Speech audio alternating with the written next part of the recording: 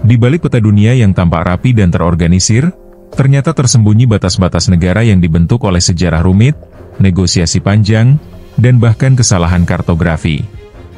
Garis batas negara sendiri tidak selalu berupa garis lurus ya guys.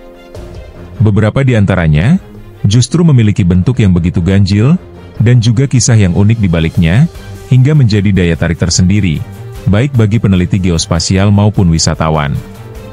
Berikut ini perbatasan unik dari beberapa negara yang ada di dunia, yang bisa kalian lihat di video ini selengkapnya.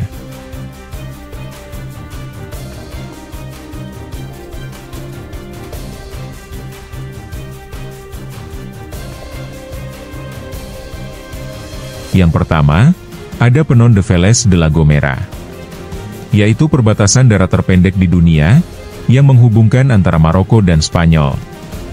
Di pantai utara Maroko, terdapat sebuah wilayah kecil berbatu bernama Peñón de Vélez de la Gomera, yang secara administratif merupakan bagian dari Spanyol.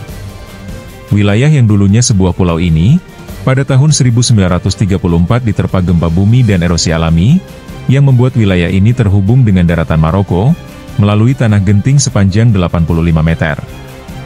Dan menjadikannya batas darat terpendek antara dua negara.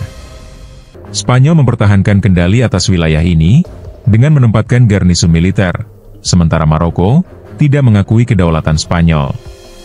Karena lokasinya yang unik, wilayah ini menjadi titik sensitif dalam hubungan bilateral kedua negara. Meski tidak dihuni secara permanen, tempat ini menjadi simbol pertahanan kolonial Spanyol, dan benteng perbatasan yang tidak biasa, sekaligus contoh ekstrim bagaimana perubahan alam bisa menciptakan garis batas baru.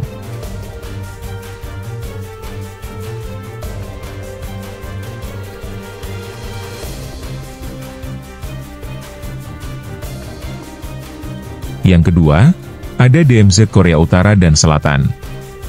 Zona Demilitarisasi Korea, atau DMZ, adalah jalur sempit di dekat paralel utara ke-38, yang memisahkan antara Korea Utara dan Korea Selatan.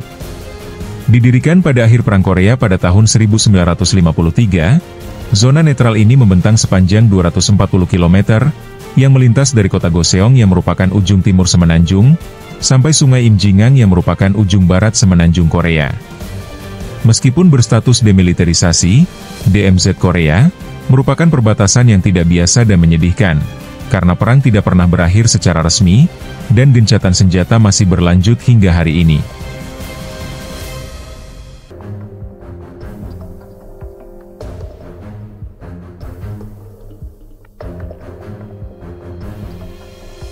Yang ketiga, ada Pulau Diomede, perbatasan unik antara dua negara adidaya yaitu Rusia dan Amerika. Di perairan Arktik yang beku, dua pulau kecil berdiri nyaris berdampingan, yaitu Pulau Diomede besar milik Rusia, dan Pulau Diomede kecil milik Amerika Serikat. Meski hanya dipisahkan dengan jarak 3,8 km, namun perbedaan waktu antara keduanya hampir 21 jam, akibat International Dateline membentang di antara keduanya. Fenomena unik ini menjadikan Pulau Diomede besar dijuluki Tomorrow Island, dan Pulau Diomede kecil sebagai Yesterday Island. Secara simbolis, kedua pulau ini menggambarkan betapa dekatnya dua negara raksasa, tetapi juga betapa jauhnya secara politik dan budaya. Tidak ada penyeberangan terbuka antara keduanya, dan sebagian besar penduduk hanya menghuni Pulau Diomede kecil.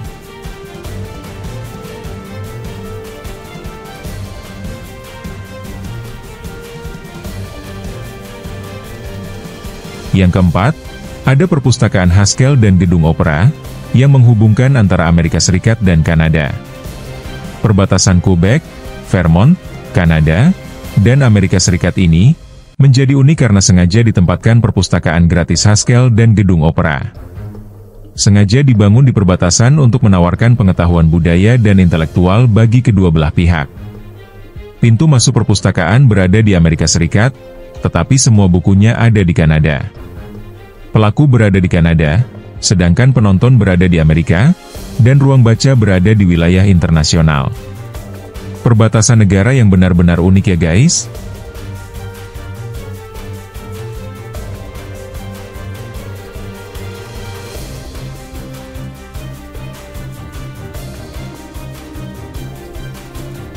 Batas negara sering diasosiasikan dengan garis lurus di peta atau dinding tinggi di dunia nyata.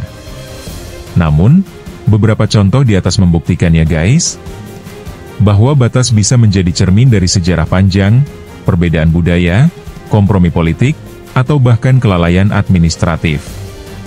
Mungkin di masa depan, batas-batas seperti ini tak hanya menjadi catatan dalam buku sejarah, melainkan juga jendela untuk memahami bahwa dunia tidak selalu hitam putih, melainkan penuh warna, seperti peta yang terus berubah, dan kisah-kisah di balik garisnya yang tak kalah menarik untuk dipelajari.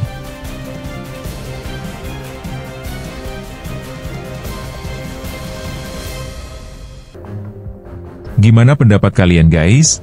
Silahkan tinggalkan pendapat di kolom komentar ya. Like dan subscribe jika kalian menyukainya. Sampai bertemu di video selanjutnya.